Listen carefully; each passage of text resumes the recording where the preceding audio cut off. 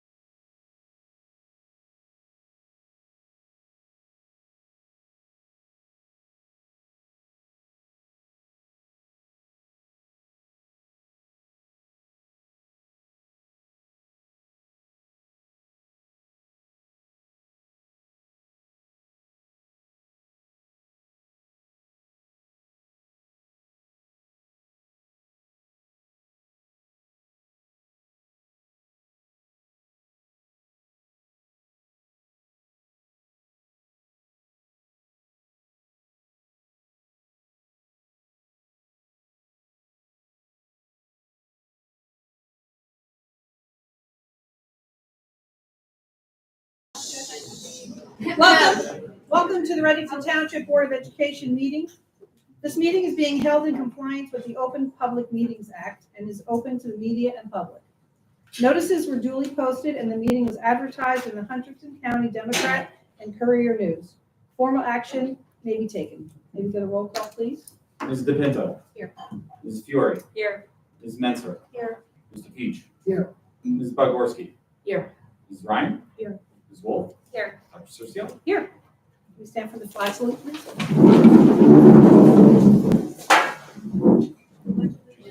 the flag of the United States of America, and to the republic for which it stands, one nation, under God, indivisible, with liberty and justice for all.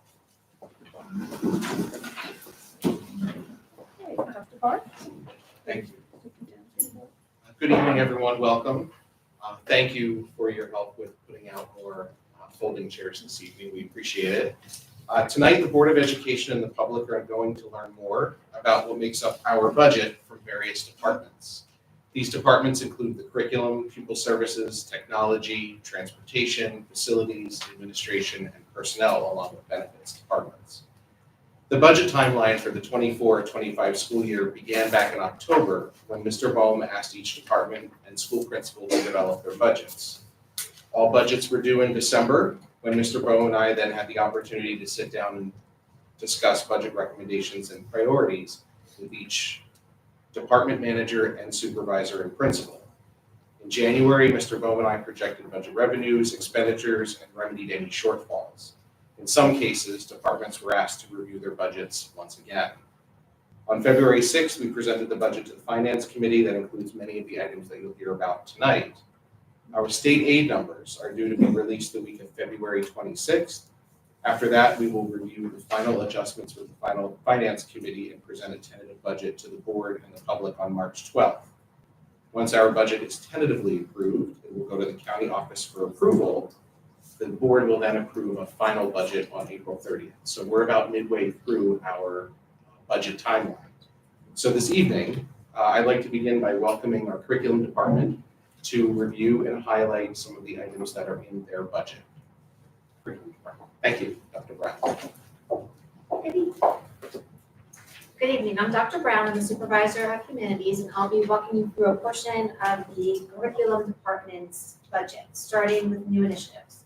So multiple textbook series across our grade levels require updates. So we're anticipating launching multiple new textbooks next year. Reading grades K to 2, Science 6 to 8, Spanish 6 to 8, Chinese 6 to 8, and then a revised math teacher manual K through 5.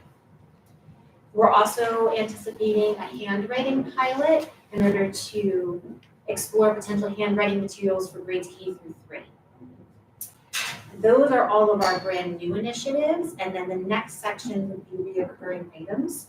These are the items that are in our budget from year to year. So the first one would be mentored, leveled, and decodable texts. We budget for money for our libraries and book rooms every year in order to keep them updated, and then also to increase our decodable collection so that the students have appropriate phonics materials to practice their phonics skills in. Do you have any questions before I hand you off to Ms. Couch? Dr. Brown, I'm just going to interrupt for the board. Forgot to make mention of this. If you go into the BOE portal, if you log in, you'll be able to follow along with each budget presentation. If you look at, there's a synopsis page, and you can review that synopsis page. So everything Dr. Brown just discussed is on that one-page synopsis. If you really want to, there's probably anywhere from a 10 to 15-page handout with the itemized budget attached to that as well. So you can also go through that. Each department would be able to answer any questions that you might have about that as well. Excuse me, Dr. Hart, is it possible to turn the volume up? It's difficult to hear. Yep, I'll do my best to speak into the microphone. Thank you.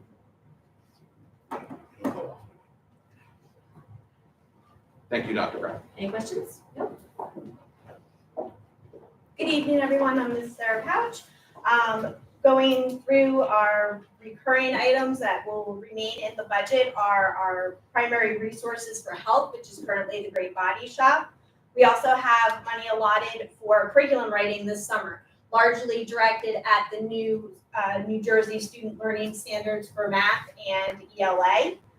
Also included in the highlights are professional development for our supervisory team. So for the 3 supervisors, there are conferences that we often attend yearly, and also the professional organizations, both at the state and national level, that keep the supervisors abreast of all their specific content areas. Questions about those recurring items or anything else? All right, and Ms. Crowe will walk us through some of the professional development costs. Hi, I'm Sherry Crowe. We are budgeting for district level staff training. This is training that our ELA, science, PE, health, technology conventions, and general district that the supervisors would promote that our staff attends. We also have budgeted for building level staff training, and that is building based, that the principals can make the decision with the supervisor determining things that our staff would like to attend. We have budgeted again for reoccurring for our teacher academy program. That is the same as it has been with just an hourly increase as contractual, and that's why the increases are there for that, as well as the in-service days and parent academy facilitation. We did increase the facilitation for parent academy a little bit. This is our 2nd year doing it this year, so there's a little bit of a bump up for that, based on the turnout for last year, which was phenomenal. So, are there any questions? The rest of that? Yes. Just go through, what are the professional organizations? What is that and what? The professional organizations are memberships that the curriculum supervisors belong to help us stay current with the trends of everything that's going on. What are they? What are they specifically?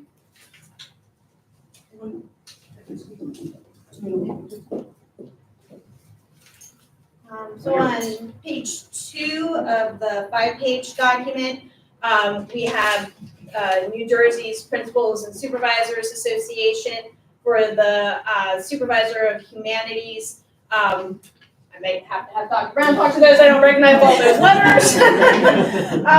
For myself, for the math and science, there's the National Organization for Science Teachers, as well as the National Council for Mathematics. And for me, it's the ITSE membership, which is the science and technology.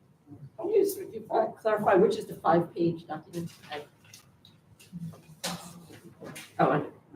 It starts with general current expenses, and a 300 line on the first page.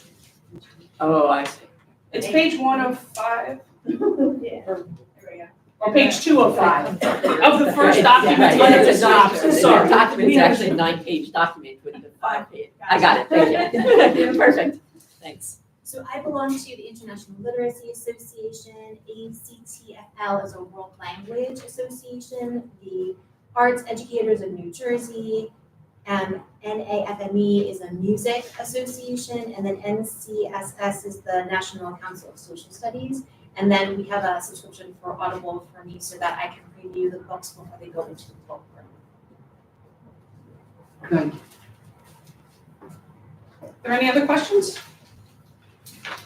Quick question, going back to the decodables. Going back to the decodables line item, is that for supplemental materials or is that specific to the ELA curriculum?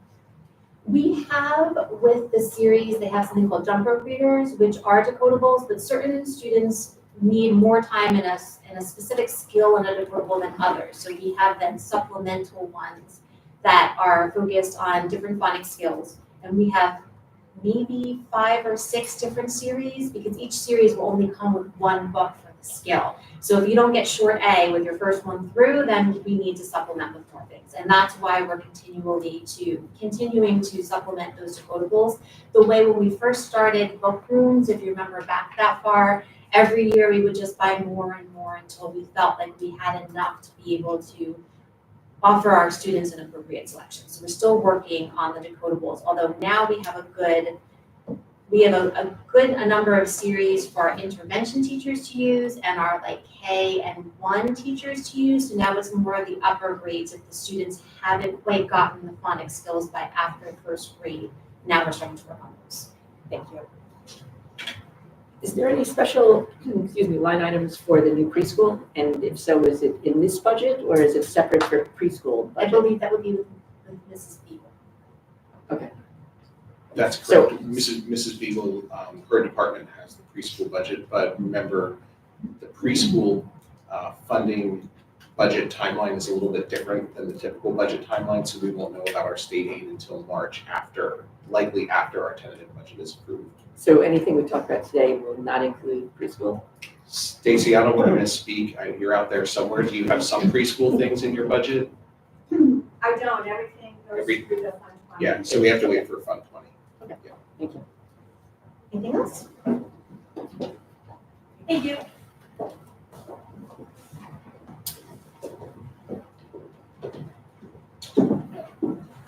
The next budget presentation is the technology budget presentation. For board members, if you go back into the BOE portal and then click on technology budget presentation, and I'll invite Jim Belsky. Thank you. Hi, everyone. My name is Jim Belsky. I'm the IT coordinator. Just want to give a brief overview and synopsis of our technology budget this year. Technology budget continues to focus on refresh cycles for infrastructure hardware to meet and enhance performance and facility security needs. Phase 1 of our planned network switch upgrade and video camera upgrade were completed over the summer through the beginning of the school year. So that phase is now completed. The district has also successfully transitioned to an externally hosted Cisco WebEx phone platform with on-site integration into our existing intercom system. The department will now transition into phase 2 and 3 infrastructure upgrades over the next 2 to 3 years. We're going to focus on network switching, which are up for refresh cycles, access point refreshes. There are also some video camera and software enhancements that we're looking to implement that provide some additional protection and learning capability. And we're also looking to further expand upon the Cisco WebEx and Formacast delivery, which allows our phone system to tie into other capabilities. Phase 2 and 3 will continue to provide the district with an updated environment to meet the needs of our emerging curriculum initiatives and needs for increased bandwidth, as well as future facility security requirements. Also listed a breakdown of some of these major initiatives and what we'll be focusing on. Any questions? Thank you very much.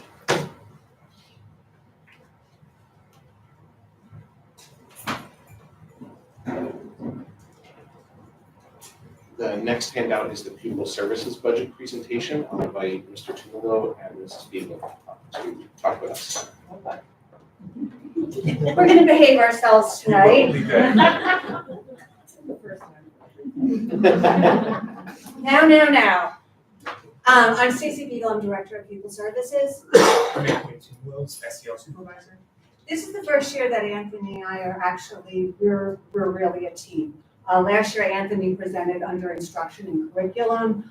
This year, we are officially a team. We're in offices together and we developed the budget together. So if you take a look, in our department, we really have no new initiatives or anything new to the budget. However, what you will see is we have upgraded our professional development for our staff because our staff have very specific needs. Nurses, our ESL teachers, our speech therapists, they all have different PD needs that aren't necessarily offered through the district PD that Sherry was speaking about prior. So we've really beefed up our PD. Anthony? So school counseling department. So we have a couple of recurring items here, and I'll just go through real quickly. We'll do New Jersey CAP as well, which is we'll do that again. So grades 3, 5, and 8, 3, 5, and 7. Team CAP will be grade 7. For counselors conferences, you'll see a couple things there. So New Jersey School Counselor Association, they do a conference every year, so budgeting for that for 6 counselors, as well as the American School Counselor Association. They do an annual conference, and we budget for 2 of the counselors to attend. Again, you'll see department PD workshops, and that's any individual ones that they would like to choose to go to. I put in there some district SEL supplies, as well as just general supplies and materials.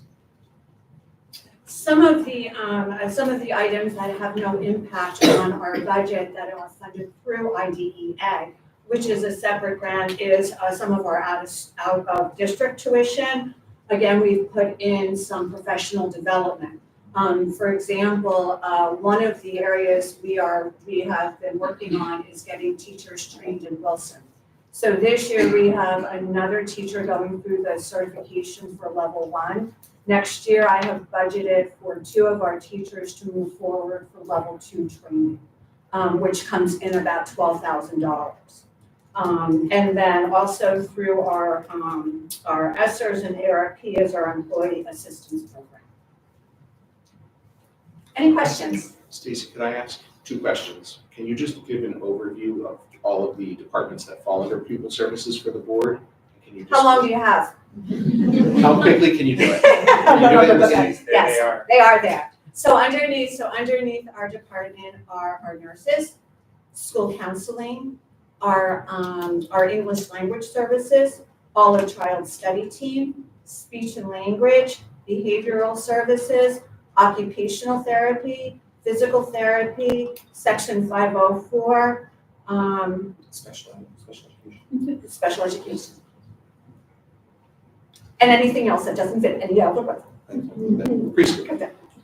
And preschool, but preschool is a separate, is a separate budget altogether. That's right. With our preschool disabilities programs that do not fall under the preschool expansion, we do have IDEA funding for that. And then also we have money where I have included in our department supplies and material for our preschool disabilities programs that is not funded underneath the expansion. Thank you. All righty, good, thank you. Does anybody have any questions for Stacy before she runs away?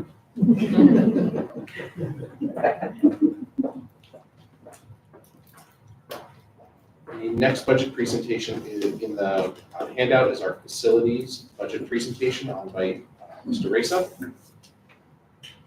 Good evening, I'm Don Rice, the Director of Facilities for the district. You can see our projected budget for next year. There has been some slight increases from the current budget.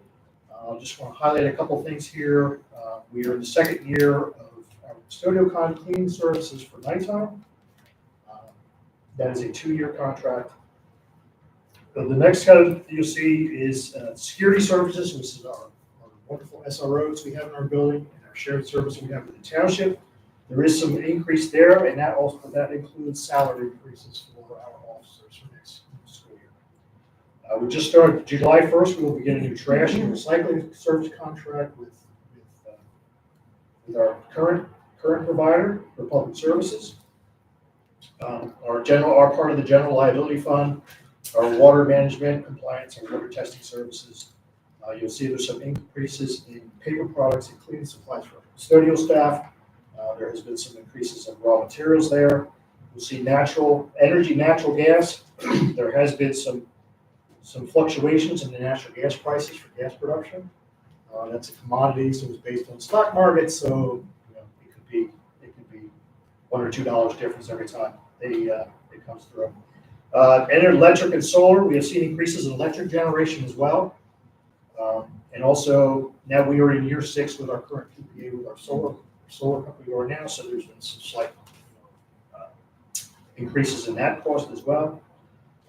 With the district, it's not on the synopsis sheet, but this summer we will be expanding the district solar system in the buildings, along with our current expanding the 3 buildings we already have, plus we will be bringing solar to White House School as well.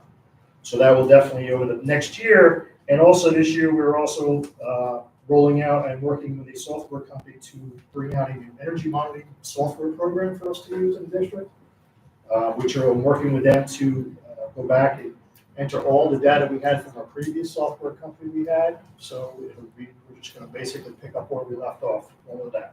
So hopefully this time next year, we'll be able to report some of those reductions as we start generating our own electricity rather than paying for it to be generated.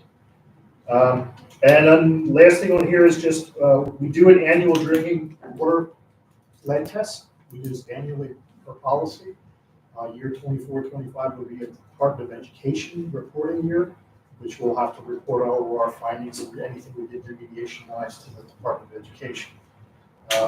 And then lastly, I just have a couple of capital projects that's not funded by our local tax levy, which is the RMS main office renovations, which includes some roofing and some HVAC replacements. We're looking to upgrade the indoor communications for our first responders. So they'll have better communications inside the building. And then also in RMS, we're looking at upgrading the classroom lighting to LEDs, which through our recent QSAC walkthroughs and everything was a recommendation that we bring up the light levels in classrooms in the middle school. We do have a lot of interior classrooms in the middle school. So that's it. Questions? Yes. The solar expenses, what, that's for the installation of the panels or? No, well, this will be a PPA agreement like we currently have.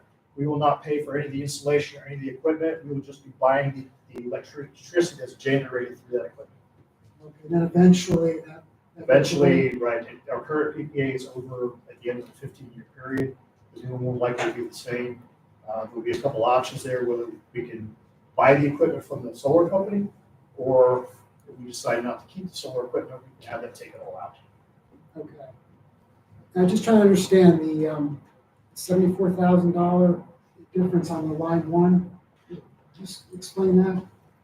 Is that for cleaning? Yes, the custodial services? Yes. Yes. That's our nighttime cleaning services. That's the increase? No, the 70, Is that a decrease? no, actually, that number should be the same as it was this current school.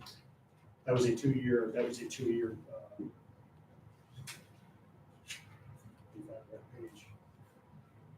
On the line he's looking at is the The first one. the maintenance reserve projects list. Oh. Maintenance reserve. 11-00261. Gotcha. Gotcha.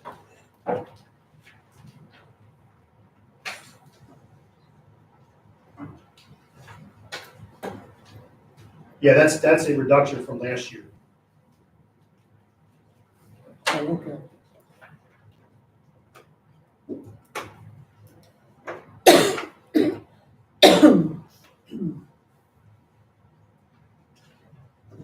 Yeah, that's a $74,000 decrease from the projects that we're currently doing in this school year. Okay, thank you.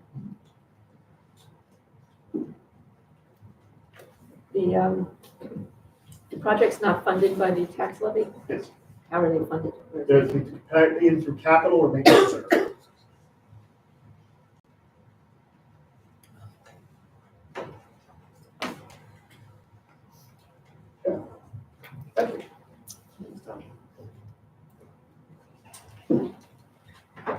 The next budget presentation is from Transportation, Ms. Cole. Hi, everyone. I'm Marcy Cole. I am a supervisor of transportation. Our transportation department consists of an in-house operation with a supervisor, me, a dispatcher / clerk, mechanic, 20 bus drivers. We are shared services with Branchburg Board of Education, with a dispatcher and a mechanic and bus drivers. We are shared services with Hunterdon ESC for our special education out-of-district routes. We have 30 school buses in our fleet. We cover routes to and from school, field trips, athletics, and inter-office mail. We deliver breakfast and lunches to our daycares for our preschoolers.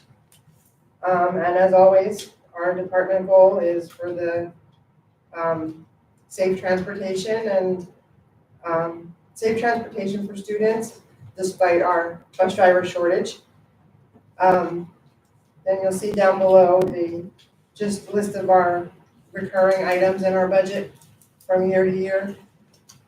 Gas and diesel, a new bus with cameras, parts for the school buses, our general liability insurance, non-warranty work that needs to be done on the buses. Our garage rental from Branchburg,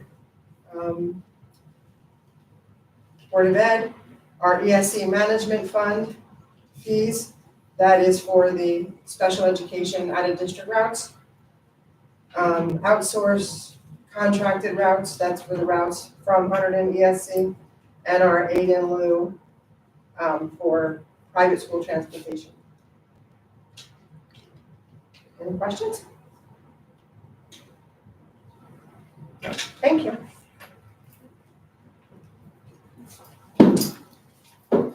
The next two presentations are administration and personnel.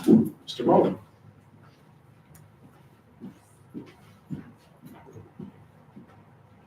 Good evening, everyone. So first, I'm going to go over central administration. So if you pull up the administration budget, not too much to highlight new here. There's strategic planning. We're entering the last year of our strategic plan. So we will start to embark on a new strategic plan document, which will involve the public as well as the board and other stakeholders. So you'll see about $4,500 in strategic plan money for meals, events, other communications like refreshments.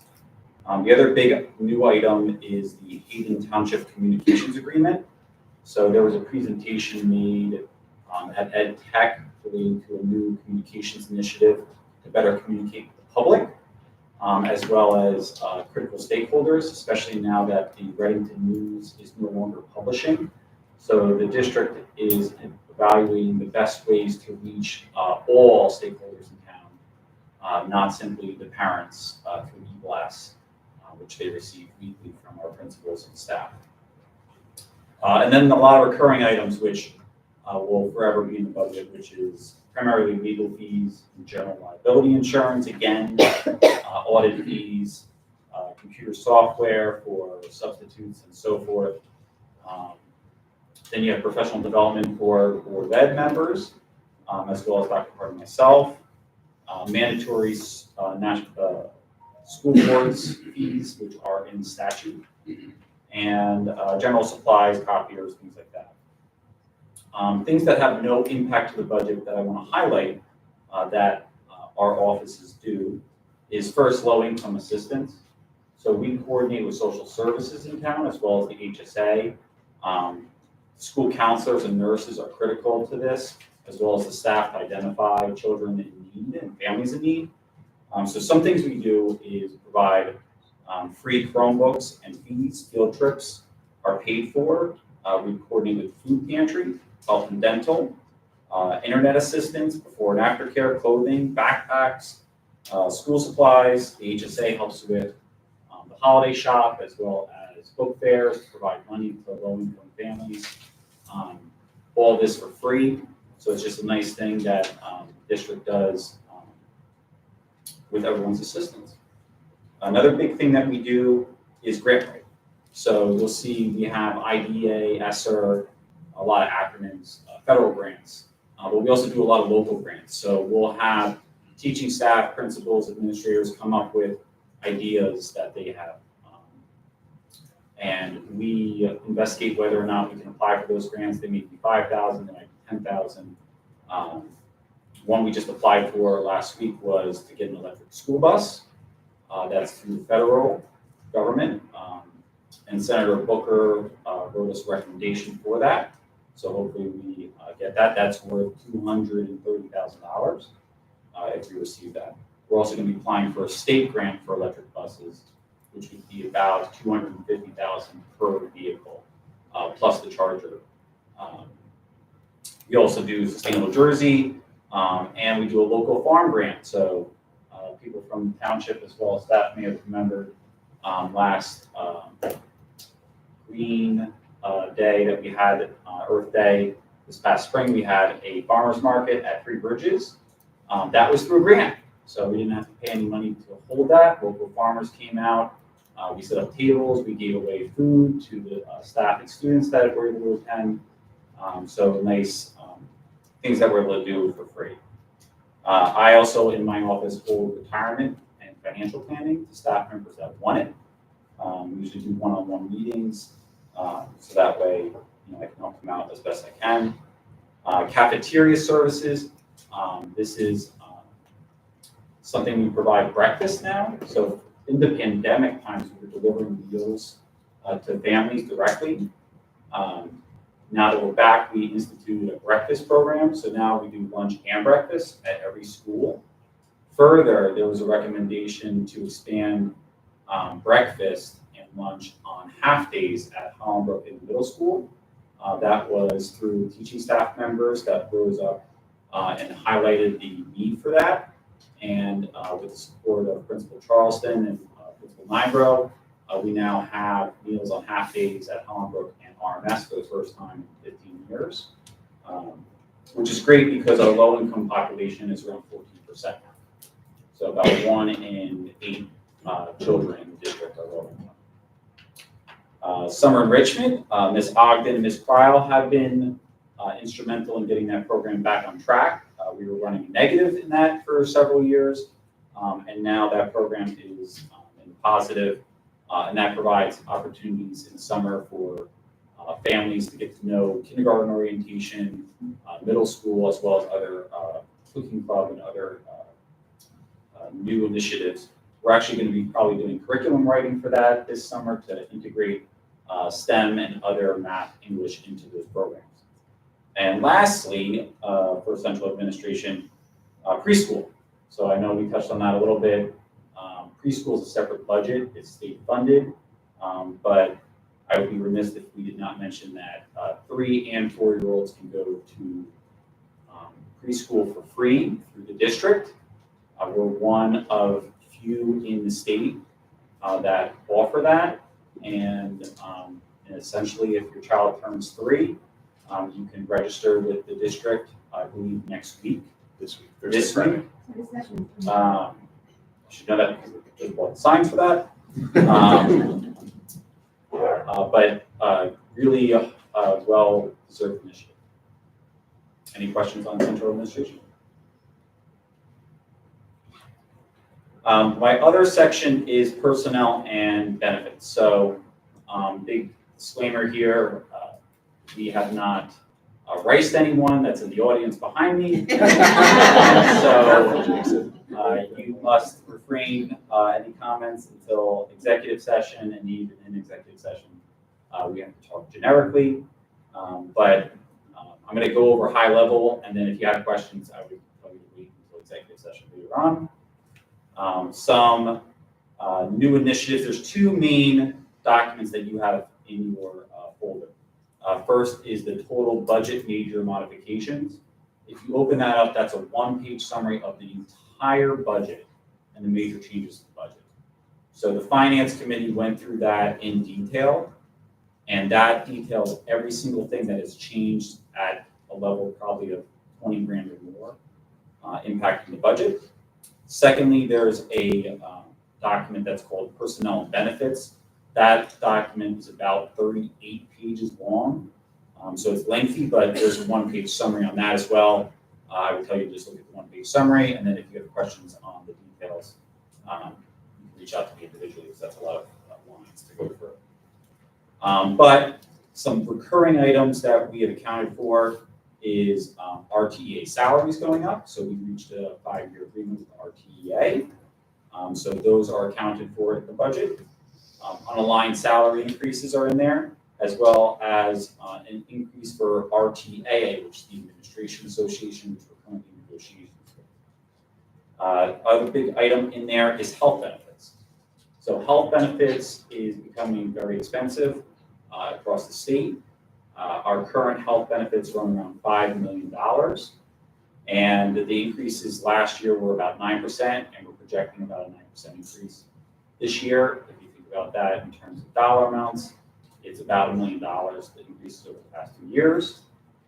Further, there's been some changes in state law that have shifted the burden of the cost to the district rather than staff members, which is great for the staff members, including myself, who switched to the new plan to save money. But on the flip side, the district is absorbing those additional costs. So I want to highlight that number to you, pension. Other benefits that we pay for is pension. We contribute to the pension system. So for all PERS members, we contributed this past year $700,000. Next year, I'm projecting around $785,000 that will contribute to the state pension. We also have other benefits in there, such as workers' comp, dental, unemployment insurance. Substitutes are in there as well with leave of absence coverage, stipends, extended school year, as well as overtime. And the only other things I will highlight is that we still have some ESSER money that expires in September. So we will be doing some mental health services with that money through a little bit of next school year. So I'm going to highlight that. And ESL, ELL, which is English language learners, we get title money through ESSA for that. And that allows us to buy supplies and services for those students to learn English. That population grew pretty dramatically in the past 3 years. And has since stabilized in the past year. But we have federal money to help support getting the resources to those families. Any generic questions on personnel or benefits? And I can talk about benefits in totality. Yeah, can you just explain the addition of the behavioral health counselor? So just at a high level, behavioral health counselor this past year, which is public information, has been funded through the federal grant. That position is currently funded through ESSER. ESSER is eclipsing. So there is discussion in the personnel committee, if you look at the private personnel committee minutes, about that position as well as other initiatives that are funded through federal grants. So this person's already here, which is absorbing more. Yes, that person is already here, and all funding through federal grants is covered by ESSER until it expires in September. So everything that was funded through ESSER is being evaluated in the current budget to see if we can either absorb it into the local tax levy, or if we need to shift to something that's more cost effective because the federal grants are expiring from the pandemic. And then could you just explain that there's a big increase in the salaries in the maintenance department? Yes, so that's another public one. I would say for other personnel matters, we should discuss during executive, but for maintenance department, we have that in public minutes where the maintenance department received adjustments to their salaries this past January or December, if I not recall. I think it might have been December, where there was some shifting of personnel that to get their salaries up to market value, but also because there is a shortage of labor in the market in totality. So there is movement of staff going from one district to another. And one of the big focuses of the district is retention and recruitment. So we're focusing on, there was a big group and committee that formed last year with initiatives to try to retain staff long-term. So we've been doing a lot of programs for that.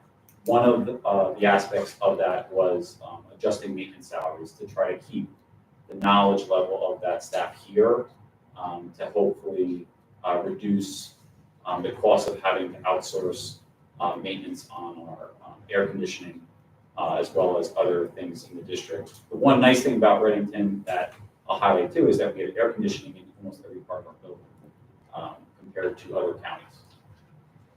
So how many people are we talking about? Approximately. Want to say 5? Approximately. Four. Yeah, 5 right now.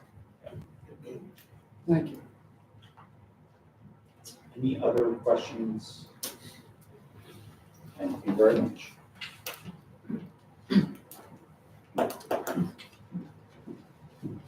Does anyone have questions before we move on to the rest of our agenda? Questions about any other of the attachments or any of the budget items in general while the supervisors are here? forthwith as well. Budget, and there's more to come. So next board meeting will be the tentative budget approval, where we'll take everything that you heard tonight and put it into like 10 slides, budget presentation as an overview for you. No, we're good. Thank you, everyone.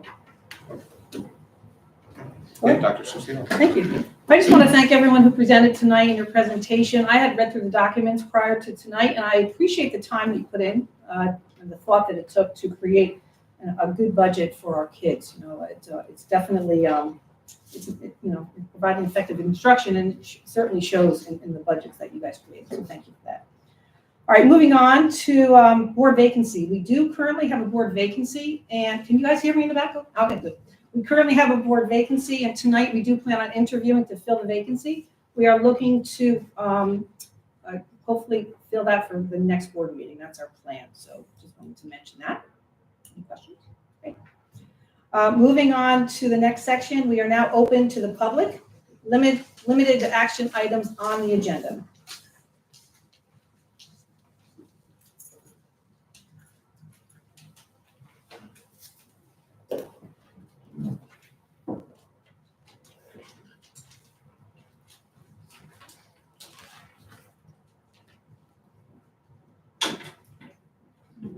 Sorry, And doesn't work. that doesn't work.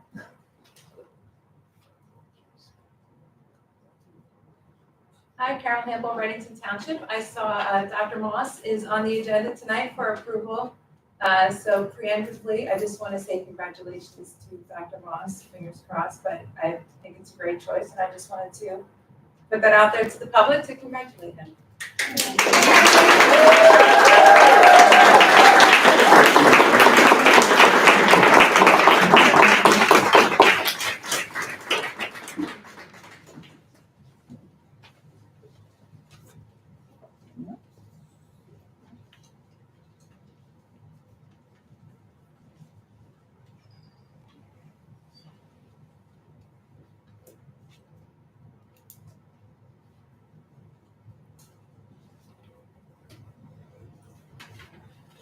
My name is Michael Pagano, Reddington Township. I'm here to talk about, sorry, the seat being filled. Yeah, I'm not a big public speaker. I'm trying. Is there, yeah. Is the button on the Oh, I didn't know. microphone? Okay, my bad. Hear me now? Yeah, that's All right. good. I didn't see it. Okay, so Christina Napoli was elected for the Board of Ed in November with 2,632 votes. And Jody Betterman, she didn't win the election. And it's clear that the voters of Reddington wanted a change on the board. So my concern is that the Board of Ed may repeat the same thing that happened 2 years ago with the last board vacancy with, I'm going to say this wrong, Eric Zwerling. He ran as the incumbent who lost. During the interview process, the board interviewed many qualified candidates and chose him to fill the vacancy. The voters of Reddington chose not to have Mr. Zwerling on the board due to, his board record, but he was brought back anyway. So I asked the board not to ignore that the voters of Reddington again by bringing back Mrs. Betterman. Also question why we are here to begin with. Mrs. Napoli posted an explanation on Facebook, and it's troubling. She noted that prior to taking the oath of office, Dr. Hart requested that the advisory opinion from the SEC, the Ethics Committee, that stated that they can only act after the board member is sworn in. The second advisory opinion was never requested. Why? This exact issue with the pre-K involvement by the Board of Ed member came before SEC in 2014. The SEC issued an advisory opinion that stated that the Board of Ed members would have to recuse themselves from any discussions about the pre-K program. The opinion also advised the board attorney to discuss with the Board of Ed members any acts or provisions that may be related. The Reddington School Board attorney prepared 17-page document describing her opinion on when Mrs. Napoli would need to recuse herself and what acts would be prohibited in her place of employment. While this was the opinion of the board attorney and it's not the SEC, Mrs. Napoli stated that the document made clear that it would be very hard to do her job, so she resigned from the board the next day. What should have happened is a request for a second advisory opinion from the SEC. Then Mr. Napoli and the board, we know exactly how to proceed. Would the SEC agree that Mr. Napoli's students and district students cannot share a lunchroom, share recess, prevent her from speaking at staff meetings or answering parent questions? The SEC is the only authority to decide if two children playing on a swing set is a dire conflict of interest of the board members and not the board attorney. The board attorney should help the board navigate the process with the SEC, not issue a 17-page document that makes Ms. Napoli choose between her ability to do her job and her board seat. Not to mention using taxpayers' money and resources to circumvent a process that is already in place. I ask that you honor the will of the voters and do not bring back Mrs. Betterman. I also have to ask that you look closely at what happened to Mrs. Napoli and prevent it from happening again. The SEC exists to prevent this from happening, and the failure to get an SEC advisory opinion is a failure on this board. Thank you.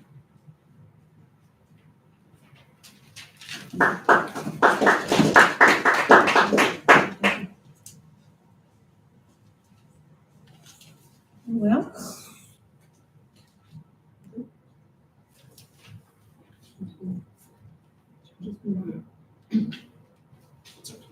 Yeah. Anyone else? Oh, no, okay. Is there comments in the chat? Oh. Yeah. Are there any comments? Mr. Peaches. Yeah. Thank you. It might be okay. If you can read that, I don't know if you could. There's a comment from Julie. Is that Sriracha? Not seriously. I concur.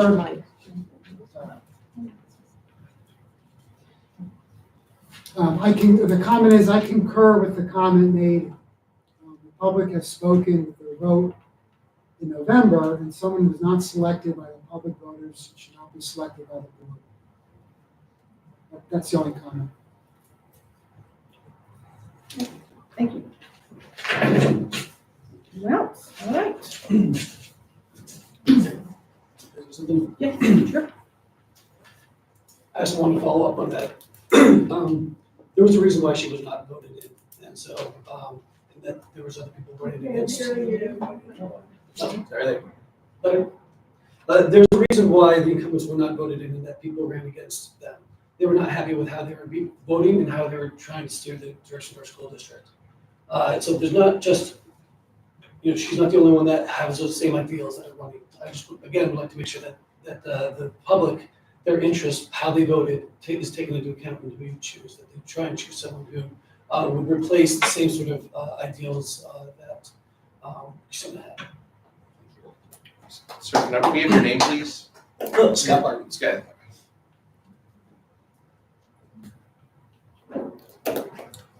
Okay, thank you. Anyone else? Okay. All right. Next, we had two correspondence, an email from JF regarding weather school closings, and an email from MW regarding board vacancy. All right, moving on to the resignation of Christina Napoli, which was effective January 25th. Can I get a motion? So move, Beth. Second, Carolyn. Roll call, please. I'm sorry. What? Yeah, Can I comment on that? Sure. I just wanted to say that out of respect for Christina, that we probably should make it clear that there wasn't an ethics violation founded. I just think there's a lot of misinformation out in the public, and I think it's unfair to her. was gonna say, I would agree, there was no complaint filed, so there was no violation found. It was an attorney opinion letter. I just wanted to. That Mrs. Ryan is correct. There was no violation because there was no complaint filed. There was an attorney opinion letter to guide the board and Ms. Napoli. I just want to make a comment about it. You know, I had concerns about the way. Hear you, and this is important, please. I had concerns about the way that this was handled, just from the standpoint of, you know, the board did not receive the letter from the attorney to Ms. Napoli. And you know, at the time it was sent, after we found out about it, I asked the chairperson for it. She immediately gave it to me. Ms. Napoli had already resigned, and you know, I had expressed concerns that the advisory opinion was sought, just because you know the board wasn't consulted before that opinion was sought, and then that request was withdrawn because Ms. Napoli had to be on the board, and then after she was on the board, I was expecting the advisory opinion would be sought, but instead we heard nothing until after she resigned, and I found out the attorneys had sent a 17-page letter to Ms. Napoli. So, you know, I'm not suggesting there was a perfect way to handle this. The administration was concerned about conflict. It's just, I think as board counsel, maybe it's the fault of the law firm. They should have copied us, right? I mean, the board counsel. I don't, you know, I certainly don't mind the administration communicating with the attorneys on day-to-day issues without our approval. You know, you can do that. Just, you're talking about an issue of disqualifying someone who won an election. I think the attorney should have consulted the board as a whole before taking action. Thank you. I'd like to follow up some comments about that. A couple of things. First of all, what happened was absolutely nobody's fault. You know, Ms. Napoli ran, she went in July and she petitioned for a 5, like all of us did back in July. She didn't know then what was going to happen with preschool, and it was just more of a timing issue than anything. So, you know, it wasn't that she was told that she couldn't do it at all. So I had several conversations with her, and it was completely her decision. In fact, I'm going to read a more formal statement about it. If anyone has any questions, you certainly can follow up with that. But I completely understand why and the time frame of everything and how it happened. Again, it's not her fault that she's an employee where she is, and she happened to win on the board. And I wish, personally, and I told her that, I wish she would have stayed on the board, but it was her decision to leave. So I'm going to read a statement regarding this. There's been some confusion and rumor circulating around town regarding Ms. Napoli's resignation from the board. I wish to dispel any misinformation and set the record straight. Neither the board nor Dr. Hart did anything to compel Ms. Napoli to resign from the board. Rather, Dr. Hart simply requested to know from our legal counsel the ethical limitations which existed for Ms. Napoli, given her potentially conflicting roles as a board member and a teacher in a preschool program that is deeply intertwined with the Reddington School District. That is part and parcel of his responsibilities as superintendent, which is to, quote, to ensure that all aspects of the district operation comply with board policies and regulations, state law, and district contracts, unquote.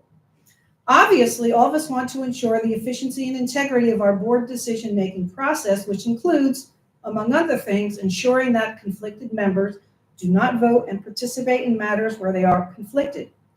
Dr. Hart went to great lengths to ensure that he had all the facts correct regarding Ms. Napoli's employment situation so that our legal counsel could offer an informed and accurate opinion. That opinion was provided to Ms. Napoli, and she ultimately chose to resign on her own volition. I also have to question the fact that people seem to know about this 16-page document, which happened to be confidential. No longer is, apparently. Due to the confidential nature of the communication from our attorney, I am not at liberty to share its contents with you, although someone did, apparently. However, suffice it to say that nobody forced or intimated that Ms. Napoli resign. In fact, we did not even have the opportunity to discuss the opinion with her before she resigned. She did that suddenly on her own without any prompting from the board or administration. We wish Ms. Napoli well in her future endeavors, and we'll use our best efforts to find a suitable replacement in accordance with board policy. So that's what happened. If anyone has any questions, please ask. But the fact is that you hire a board attorney is not to protect any of us. It's not to protect a student. It's not to protect an employee. The board attorney is hired to protect the district, and that's what they did.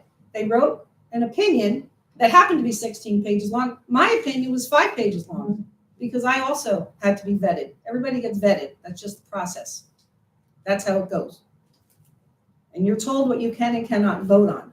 So people might be misinformed, but that's what happened. No one did anything wrong, and our attorney did everything that they should have done. Any other questions?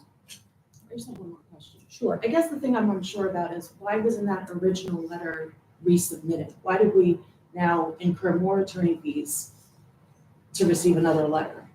And What other letter? What do you mean, what other letter?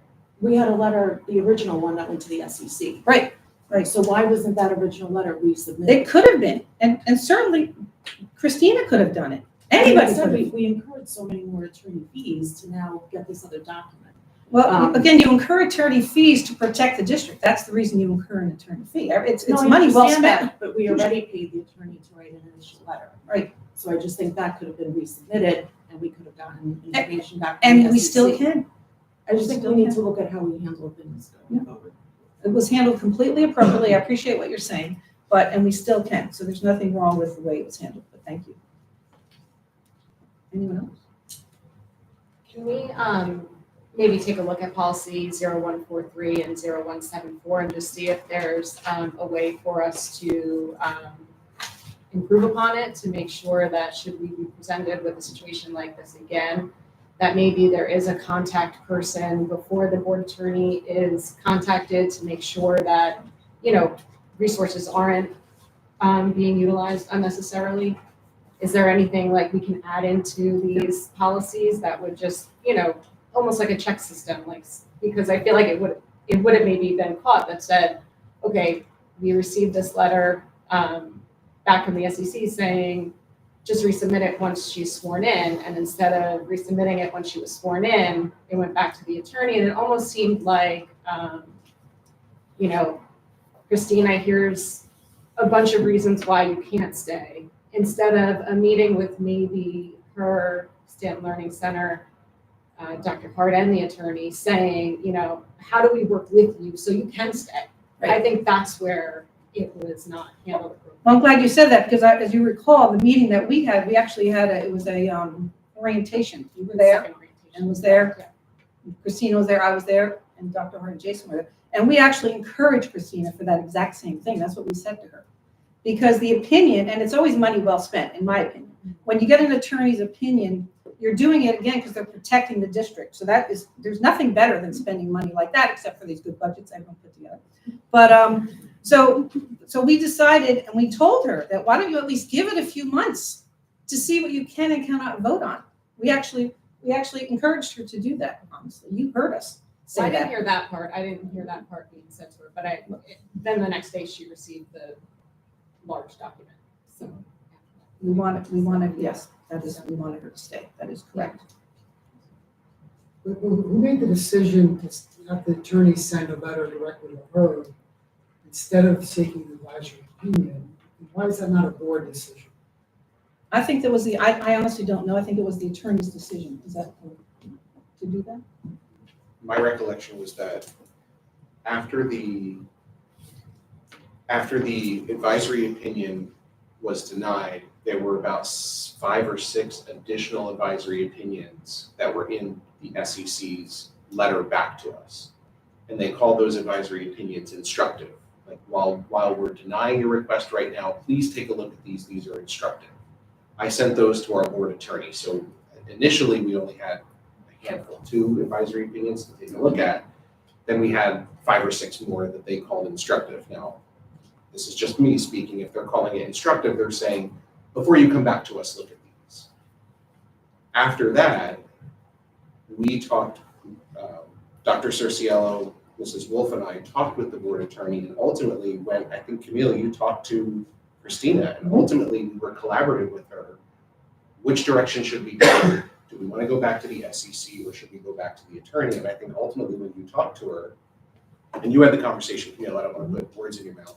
She ultimately agreed, let's go and see what the attorney says.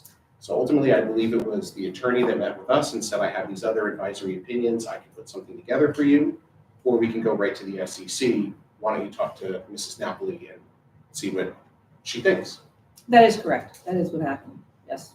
What would have been wrong though, with just emailing the board and saying, here's what we're doing? I mean, I'm not gonna disclose that to anybody. I can't do anything with it alone. But I, as a board member, I have no idea what's going on or what board counsel is doing on this issue. And all I know is Ms. Napoli now says she felt intimidated by the attorney's letter. You know, I don't know everything that went on before, but that's apparently the way she feels about the letter. And I'm just suggesting if it's board counsel, the board should know about what the attorney's doing. The attorney should not be acting, they should not be acting on their own. Or they shouldn't be acting just in response to the administration, unless it's just a day-to-day, you know, running of the schools issue, which this clearly was not. Well, we can't get away from the fact that she would have been clearly conflicted in many ways, and I think she realized that. And again, it was not anybody's fault, but she realized that there would be a lot of things she couldn't vote on. There'd be a lot of things that it would be uncomfortable her going to certain meetings, and a lot of her day-to-day operation, including being on the recess, out in the recess, you know, during lunchtime, et cetera. And there were a lot of examples of how she would have to, you know, not do what she was doing.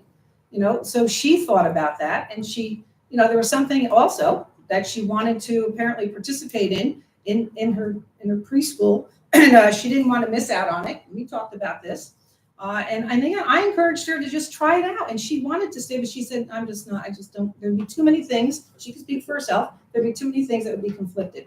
So it's not even the process. It's just the fact that what happened is there's no question that she would have been conflicted. It just was unfortunate in terms of timing, really. I just want to say one other thing too, when it comes to the sort of day-to-day operations of the district. And pardon me if I didn't make this clear to the board, this is day-to-day operations. You know, there are board members when they sit on the board that may have conflicts, and the administration goes directly to the board attorney to help us guide that board member in what he or she cannot do. I had one. My wife's a teacher. Before we entered negotiations with the association, I went to the board attorney and said, give me a letter on when and where I should be when we discuss salaries for the teachers. I got a letter. Maybe it wasn't 16 pages long, but I have a letter. Other board members have a letter, or at least an email. This was day-to-day operation. So Randy, I completely appreciate what you're saying, and I understand how this caught folks off guard. But there are, at least off the top of my head that I could think of in my 6 years here, 7 or 8 board members that have all received a similar letter, including myself as the superintendent of schools. So I appreciate it. We will be very mindful in the future, but it really was very much day-to-day operations, and I considered it part of our role. Anyone else? Okay, may I get a roll call, please? Mrs. DePinto. Yes. Mrs. Fiore. Yes. Ms. Menzer. Yes. Mr. Peters. No. Mrs. Pogorski. Yes. Ms. Ryan.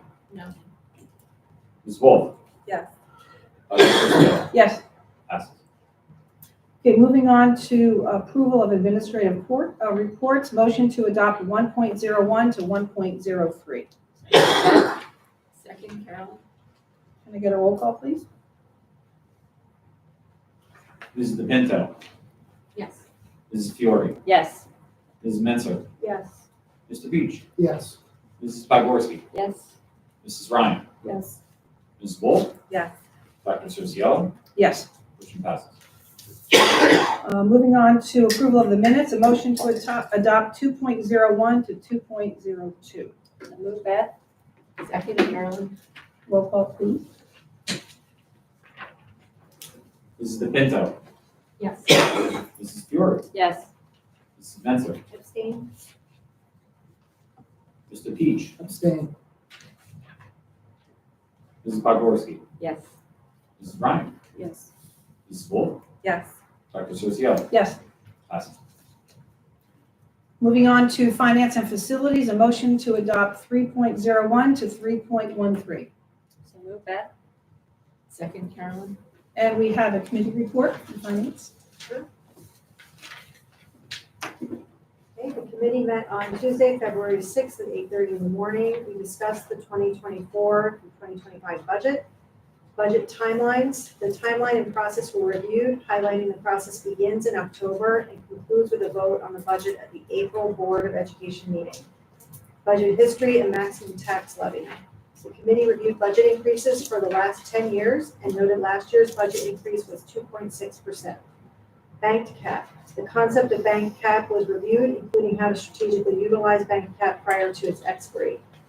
Projected enrollment was reviewed. Previously expected increases related to new housing developments have not materialized as expected. Student needs across different categories, such as special education, general pop, BLL, and related staffing needs were also taken into consideration. Staffing in preschool. The student-to-teacher ratio and classroom sizes and the associated budget implications were reviewed. The committee agreed the goal of maintaining student-teacher ratios is a priority. Preschool enrollment and staffing were reviewed. The program setup is on track with the plan and possible expansion pending DOE approval. Major modifications in the 24-25 budget. A summary memo of the key changes in the proposed budget was presented. Salaries, health benefits, and pensions were the primary drivers of cost increases, offset by savings across several categories in the non-salary budget. The committee discussed balancing utilization of the tax levy and banked cap, including trade-offs and longer-term implications. The committee reviewed two budget proposals ranging from a 2.6% to 3% increase using varying degrees of banked cap after the tax levy is taken into account. After discussion of both budget options, the committee recommended pursuing the more conservative option of a tentative 2.6% increase. This is based on lower enrollment and budget pressure that is anticipated for next year. The next step is to wait for state aid funding to be provided to the district. Summer 2024 capital projects and reserve balances were reviewed. The capital reserve is $3.7 million and additional maintenance reserve and emergency reserve were discussed.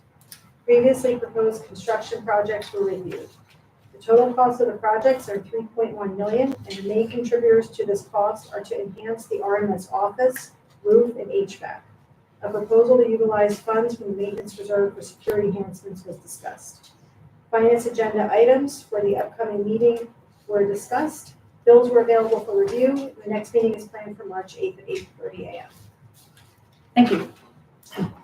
Any questions or comments regarding the facilities? Oh, any questions about that? Okay, can we get a roll call, please?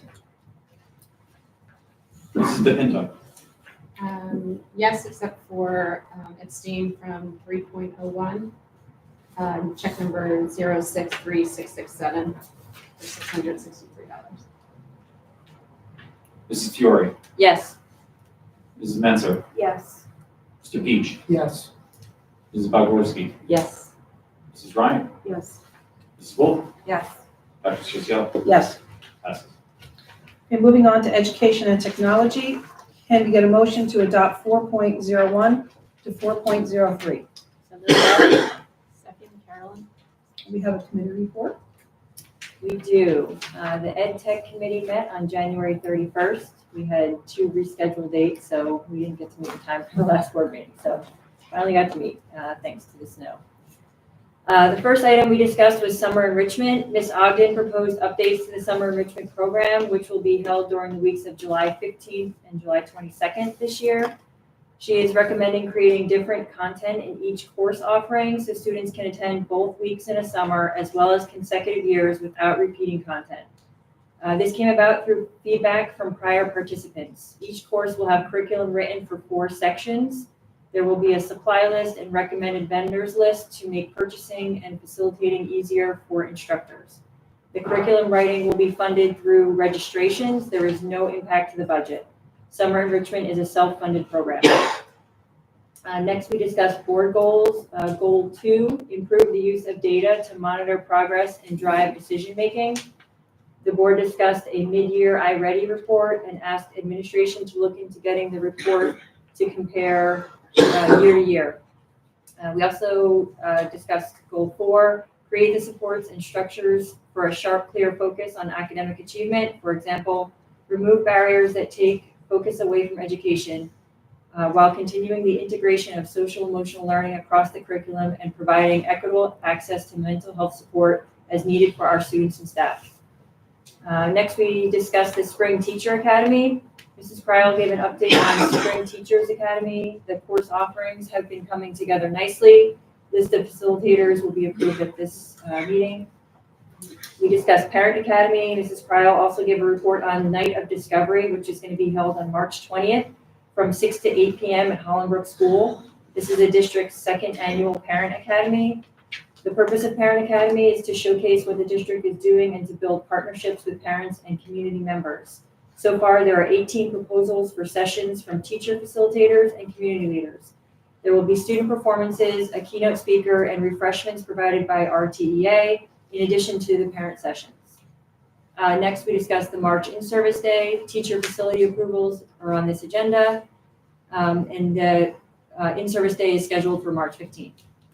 Next, we discussed the curriculum department tentative budget priorities for curriculum writing. Ms. Pouch and Dr. Brown gave overviews of the new math and language arts standards from the state. This new curriculum will need to be approved in the September Board of Ed meeting. It will come before the Ed Tech Committee in August. Many of the standards that were added by the state were already incorporated in the district's curriculum documents, so there should not be drastic changes for the departments. In math, within math, the biggest update is separating out measurements as its own domain. A new domain was called data literacy. Within data literacy domain, things like coins and bills were added in K through 2. Our district was already teaching that. In K to 5, the fluency standard will be revised to emphasize accuracy and efficiency instead of speed. In 8th grade, new standards will include radicals and irrational numbers. 4th, 5th, and 8th grades has the most number of new standards, but not huge changes from what the district was already teaching. The ELA, the new standards for language arts are broken down into language, which is vocabulary, phonics, spelling, grammar, reading, writing, and speaking, listening.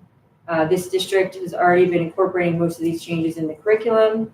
Cursive writing is not in the new standards. However, the committee members recommended exploring if there's a way to incorporate it into the curriculum for 3rd grade. The district is looking into pilot programs for handwriting K through 2, and will also look into programs for cursive. We tabled the agenda item, purchasing of new and revised curricular materials, because we ran out of time, so we'll discuss that in our next meeting. And then lastly, we discussed YMCA clubs for the spring. Classes were open for registration. I think they might be closed by now. That was at the time of our meeting. Most of the classes are at capacity. There is one writing class at Hollenbrook School that may not have had enough participants to run, but they are very popular with parents. And then the agenda items, fundraisers, curricular writing for summer enrichment, in-service day for staff members. And we scheduled our next meeting for February 29th at 8:30. Thank you. Any questions? Okay, sure, quick question on the fundraisers. Spring test and phonathon, is that a during school hours event or after school hours? Okay.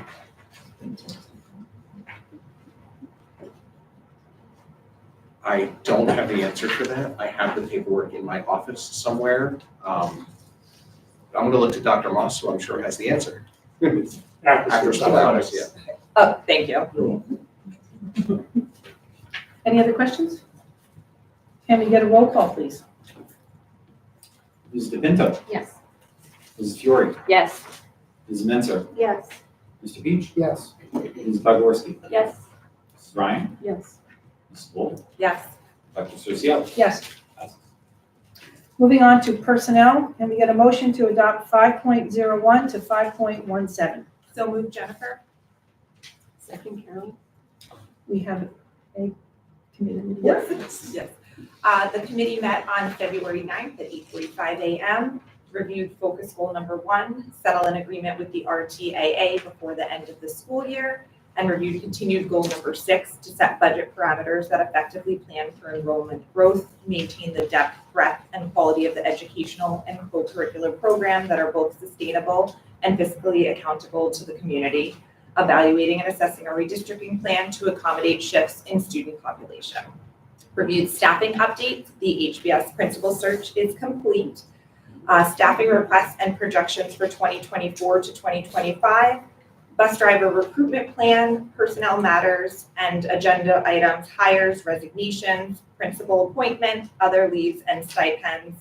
And the next meeting will be held on March 6th at 8:45 a.m. Thank you. Any questions regarding this? Can we get a roll call, please? Mrs. DePinto, Yes. Mrs. Fiore, Yes. Mrs. Menzer, Yes. Mr. Peach, Yes. Mrs. Bogorski, Yes. Mrs. Ryan, Yes. Mrs. Holt, Yes. Dr. Cerciolo. Yes. Motion passes. I'd like to take a moment to introduce Dr. Jonathan Moss as the new principal of Hollenbrook School.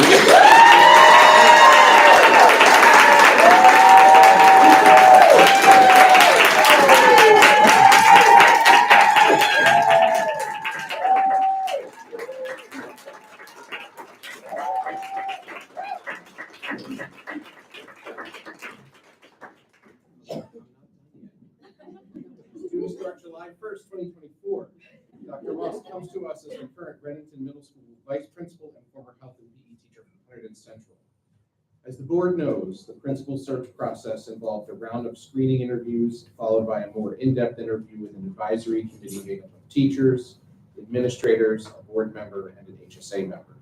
After the advisory committee, the process included a data presentation along with a few interview questions from a small administrative committee. At that time, each candidate also had a chance to meet with a group of Hollenbrook students. Throughout this exhaustive search, John impressed us with his clear vision for how he would operate a school building. He focused on student well-being, his knowledge of the Danielson teacher evaluation model, and the role he took in creating a culture of inquiry at the middle school. In addition to all of this, Dr. Moss has established himself as a consistent, stable, and strong leadership presence in the middle school for both staff and students alike. The teachers and staff state that he is thoughtful and reliable in everything he does. In fact, during his interview, Dr. Moss referenced the phrase, quote, "structure influences behavior." This tells us about his leadership style, that he will have strong structures to ensure that staff and students perform and achieve at their highest level. Further, during his interview, Dr. Moss noted that, quote, "without trust, the mission of the school or the district just can't happen." He stated that his first few months as the principal will mean that he must communicate and build trust. What's nice about hiring an internal candidate is that I was able to see John live this philosophy when he covered Hollenbrook School last month in Mr. Nigro's absence. He sent the staff a newsletter at the end of the week summarizing and communicated his week's experiences with the staff. During the interview process, all candidates were asked to submit a writing sample. Dr. Moss's task had him imagine that he was sitting at his retirement dinner 20 years from now, and that the superintendent of school was giving Dr. Moss's retirement speech, reflecting on his accomplishments as the HBS principal. What would the superintendent say about Dr. Moss in 20 years? Here are some of the things Dr. Moss thought the superintendent would note. Quote, "Dr. Moss brought staff and student recognition programs that highlighted the positives of the school community. Also, with the help of Mr. Charleston, he brought a therapy dog program to support student well-being at Hollenbrook. On the academic side, inquiry lessons were embedded through all grade levels. Passion projects were enhanced when the community became part of them. Dr. Moss will leave a lasting legacy at Hollenbrook School." Then I had a chance to interview students, and they said this about Dr. Moss, that he was my favorite principal, that he helped me through some difficult times. Dr. Moss always knew how to make me feel safe. I will always remember Dr. Moss for being a guest teacher one day, where he taught me a lesson on conflict resolution, and I used those skills to help me with a friend. The list of reasons for selecting Dr. Moss as the next principal of HBS could go on and on. We certainly look forward to him serving Readington in this new capacity, and tonight we welcome Dr. Moss and his family as he is approved as the next Hollenbrook School Principal. Dr. Moss,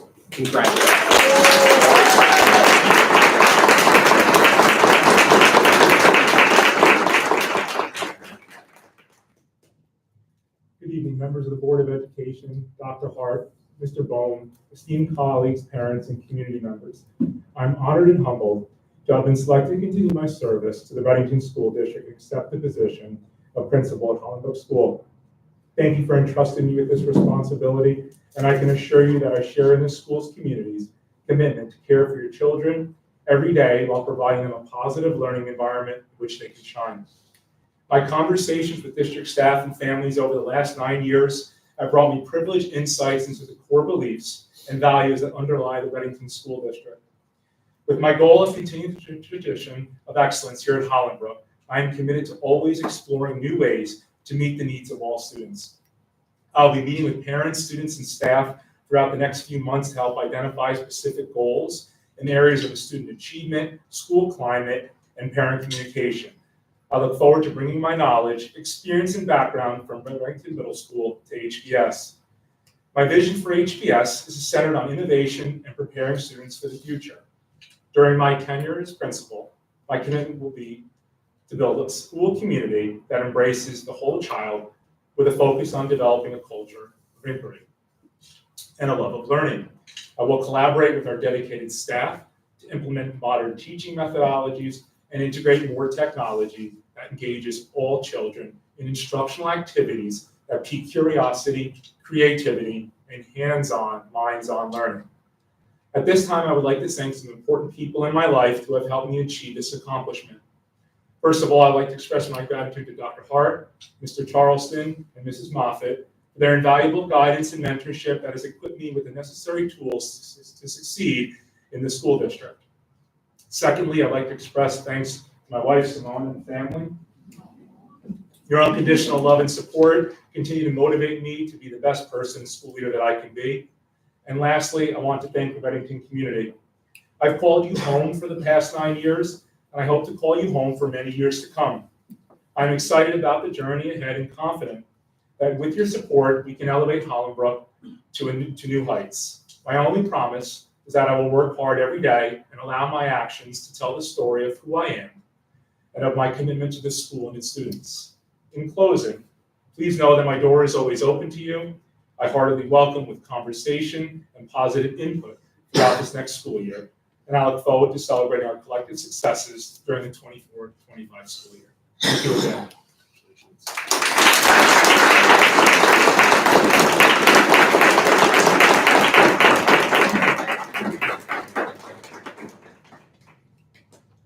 Congratulations, Dr. Moss. Moving on to communication, can we get a motion to adopt 6.01 and to 6.02? So move that. Second, Carolyn. We did not have a meeting, therefore there was no committee report. So is there any questions? Any questions? I just have a quick question. Should we add back in a day for that snow day or not yet? I didn't see any. Not yet. We have a policy communications meeting tomorrow, and we have options to consider for the school calendar. And we'll bring that to you at the next board meeting. Because it's also only February 20th. Let's hope it's like 60 for the next 3 months. Any other questions? Can we get a roll call, please? Ms. DePinto. Yes. Ms. Fiore. Yes. Ms. Menzer. Yes. Mr. Peach. Yes. Mrs. Pogorski. Yes. Mrs. Ryan. Yes. Mrs. Wolf. Yes. Dr. Susiel. Yes. Passes. Moving on to unfinished business, board self-evaluation.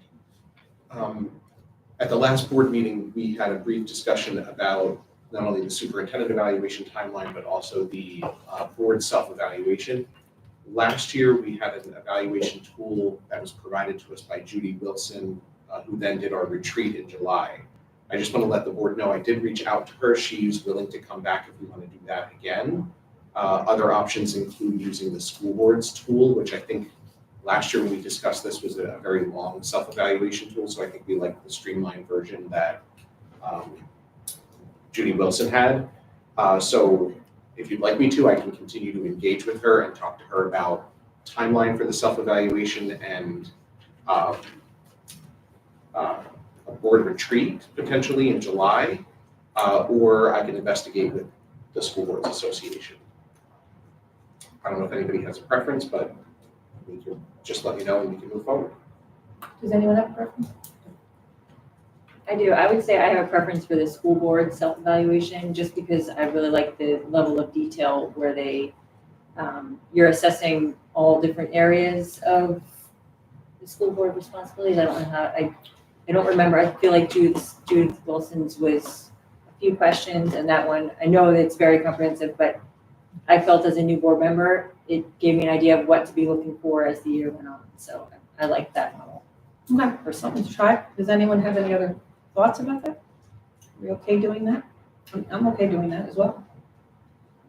Yeah, I'm supportive of that. I think what was helpful in the past, there was like, we got aggregate data, so we saw the full results. I just want to be sure that we can get that from that tool as well, or if there's just a different, you know what I, so that we. I don't remember. I feel like it was maybe just your personal data. Did we get aggregate?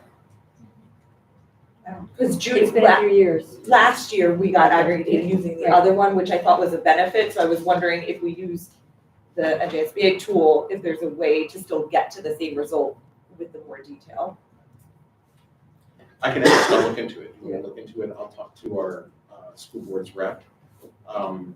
So preference for the school board's tool. Do we want to plan a retreat for July? Do we think that we might want to have someone, either school boards or Judith Wilson, come and do a retreat with us or review the results with us to set goals for the following school year? And if so, is there a preference on who? I think that's helpful, you know, just to not only do it, but then we can talk about it. So I would say yes to the retreat. First of all, are we okay with doing that? With that suggested? Everyone's okay with that? All right, yes. All right. I think it's good to actually try something a little different. I think it's a good idea. So thank you. And I do think we should invite, what's her name? School boards or No. Judith? Yeah, Judith, right? To kind of bring this information together at the retreat. If everyone's okay with that? Yes.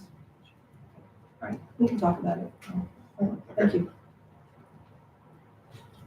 Anything else about that? All right, moving on to new business from the board. The first is scheduling board tours. Yes. So around this time every year, now that the new board is seated, unless we want to wait until after we identify a candidate, what we ordinarily do around the first week of March is do board tours around the district.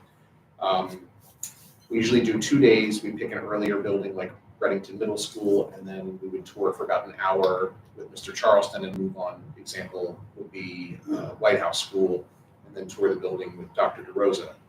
And then we would pick another day. We would start at Hollenbrook and then go to Three Bridges. Do we want to look at scheduling that now for sometime in March? Usually we pick early March. In the past, we've done it around the Read Across America week. I think at White House School, everybody got a book to read to a class, which was kind of nice. If so, the principals are aware that we would be talking about this tonight. I also think at the middle school, Mr. Charleston and Mrs. Goodfellow would love to maybe have you visit on a Thursday when the therapy dog is there, because we've talked a lot about that. I know there are passion projects that are happening in 5th grade here at Hollenbrook School. So does anybody have preference of dates, or do you want to give me some dates or weeks to look at so that I can coordinate with the principals? Could you possibly send some options to us? Because I wouldn't know right now, honestly. Unless anyone has any dates that would not work, or you want to just get some dates? Could you send And them? any blackout dates, like dates that you're just like, besides, I would avoid the early dismissal days on March, so I'll avoid those days, and then we can look. I can email some sample dates. You can handle it. Yeah. Yeah, that'd be great. Thank you. Thank you. I'm good. Is that okay? Yeah. All right. Any questions about that? All right. Moving on to the Green Committee. We do have minutes. There was a Green Committee meeting, and can we hear those minutes, Beth? Thank you. Yeah, absolutely. The Green Committee, which is just me, currently recruiting, if anyone would like to join me. We met on February 7th. The way we structure our Green Committee minutes is based on the 3 pillars for Green Ribbon Schools. So pillar 1 is reduce environmental impact and costs. We talked about the solar array expansion update. Jason Bohm gave an update on the district's solar array expansion project. Attorney and board are finalizing proposal specifications. Town planning board, we're seeking town planning board approval. Public solicitation will begin on February 9th. Do I feel like I'm February 7th? Is that right, or was it March 9th? Did I write that down correctly? Is that right? Public solicitation is in February 9th. Yeah. Okay, sorry. I'm thinking I had my months wrong because everything has been rescheduled. So public solicitation was on February 9th. Review of proposals will happen in late March. Interviews will happen late March and early April. Those will be done in committee. The full board will vote on the winning vendor on April 16th. CSG Law is our attorney. They specialize in solar projects such as these. We also talked about the Electrics for West grants. Mr. Bohm gave an update on the federal electric bus grant. Senator Booker wrote a recommendation letter to help our chances in receiving federal funds. State of New Jersey is also rolling out grants for electric school buses. The state awards will be announced in June. The committee discussed air quality in relation to electric bus grants. Ms. Freeman and students are researching the air quality in Reddington and offered to provide that data to Mr. Bohm for grant writing purposes. Next, we talked about RMS LED lighting and the main office renovations with the HVAC. Mr. Bohm gave an update on green capital projects that were being discussed in finance. The district will fund LED lighting in classrooms at RMS. This is in response to recommendations that came out of the most recent CUSAC site visit. TVS and White House School are fully LED throughout their buildings. Part of Hollenbrook School and Reddington Middle School have LED lights. The ultimate goal is 100% LED lights in the near future. The committee discussed the appropriate level of lighting necessary for educational spaces. Ms. Freeman offered to share the lighting assessment that RMS Eco Ambassadors recently did, which were based on Empower Schools guidelines. Mrs. Betterman mentioned that District Policy 7460 Energy Conservation has guidelines for appropriate light levels. For the RMS main office area, which includes the wellness and counselors area, it's being renovated to remove asbestos and reconfigure the space. Sunlit areas will be created in the renovated areas. And in addition, roof-mounted HVAC systems above these spaces will be updated so they can tie into the existing systems with other buildings. Pillar 2, which of course is cut off, I think that is improve the health and wellness of schools, students and staff. Wow, that is really cut off. I'm going to try to do my best here. Oh, this was the I don't have the policy number in front of me, but the 8505. 8505, thank you. It's a policy for meals and other foods. I have it up here too, read the first couple ones.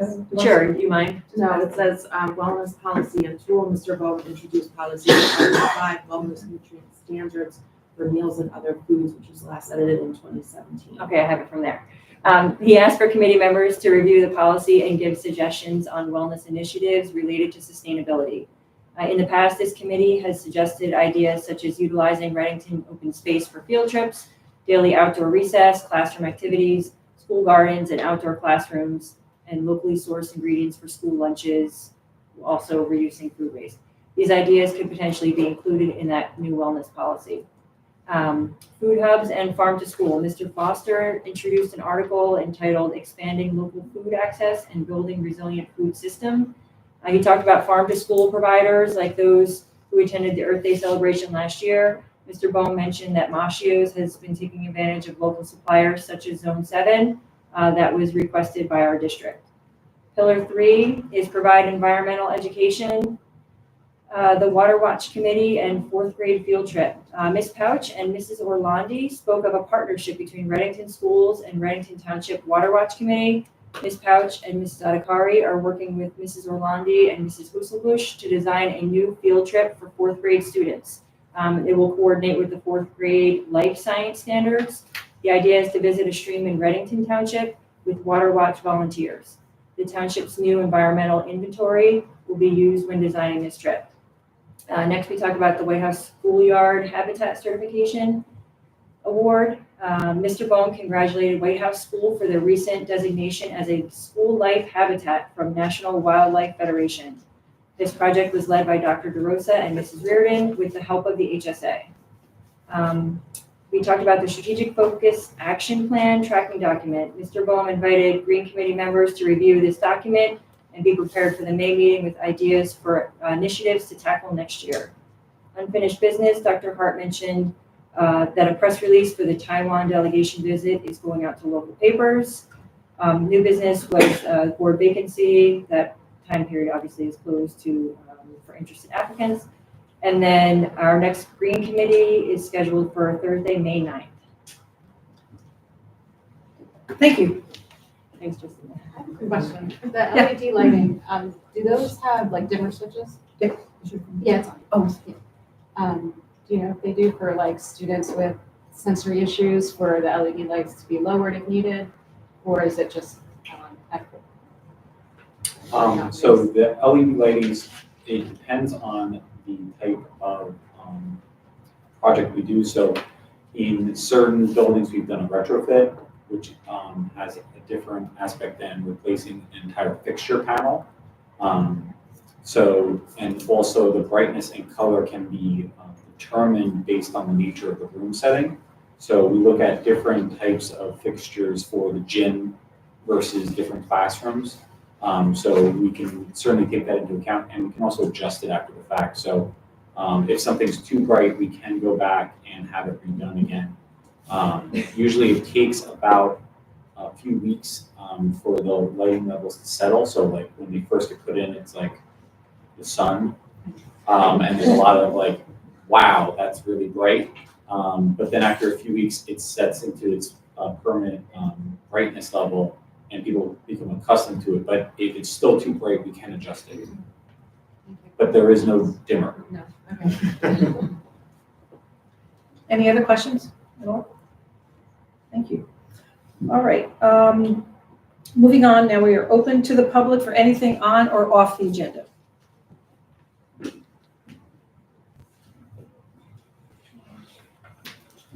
Good evening. My name is Paul Niger. I'm the co-principal of the Hollenbrook School. I just wanted to thank you guys for approving a fantastic human being. I've had the pleasure of working with John Moss for many years now. I can now retire. I was considering withdrawing it, but I guess I will retire. Knowing my school is in great hands. And John, I want you to notice all the Hollenbrook people behind you. I counted, there's 17 of us here for you tonight.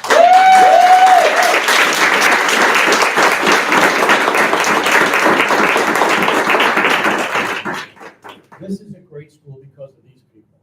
Please always remember that. Thank you.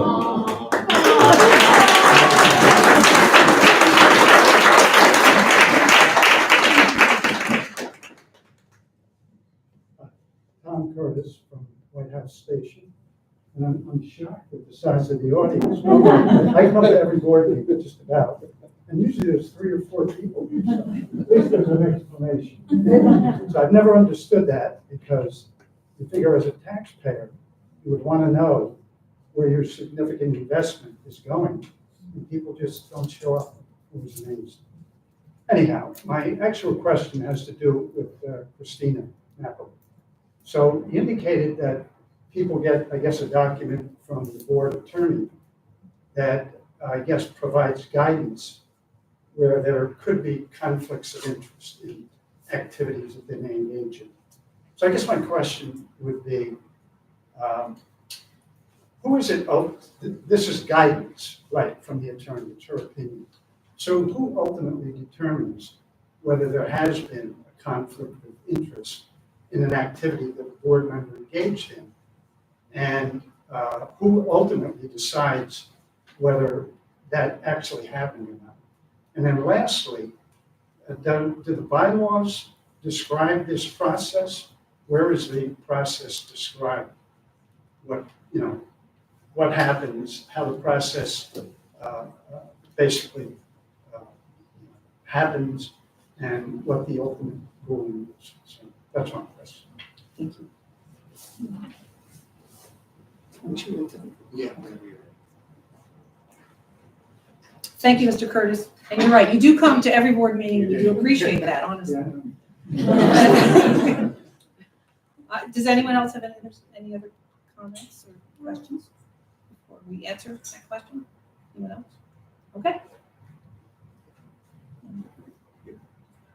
So ultimately, Mr. Curtis, the decision lies with the School Ethics Commission. So the only way a conflict potentially exists is if a member of the public, a member of the board, someone files a complaint to the School Ethics Commission saying, we believe that a conflict of interest occurred in this instance. The School Ethics Commission would then investigate that potential conflict. So like we mentioned before, there was nothing in any letter that went to any board member here or even Mrs. Napoli that said there is a conflict, there is a complaint, nothing like that. It was how to avoid the appearance of impropriety, how to avoid someone filing a complaint in some way, shape, or form. So ultimately it lies with the School Ethics Commission, and they're the ones who render a final decision and impose whatever potential sanction. That's a state agency? It is, that's correct. Yeah. And I'll We just have, say we have that, part two to your question too. that our bylaws and policies and regulations for the most part mirror state law and state statute. So most of the conflict statutes are state driven, and our policy. The mandated policy. Yes, and basically what we end up doing is Strauss Esme, who is our consultant,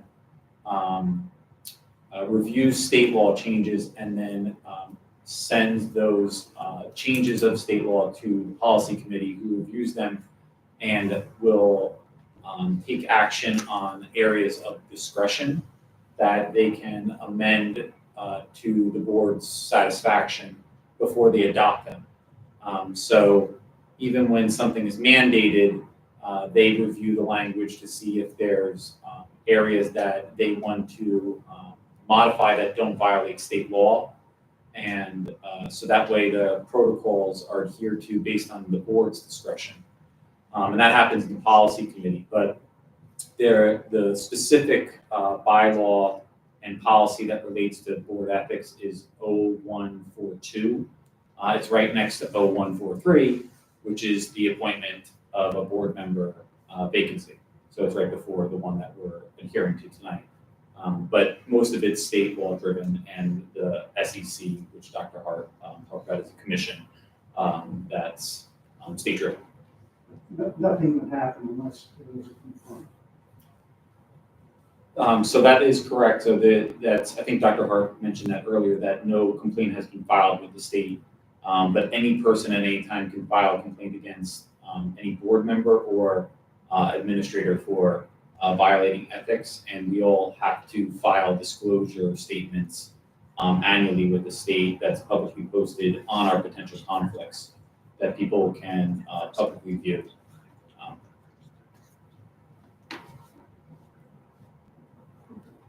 Thank you.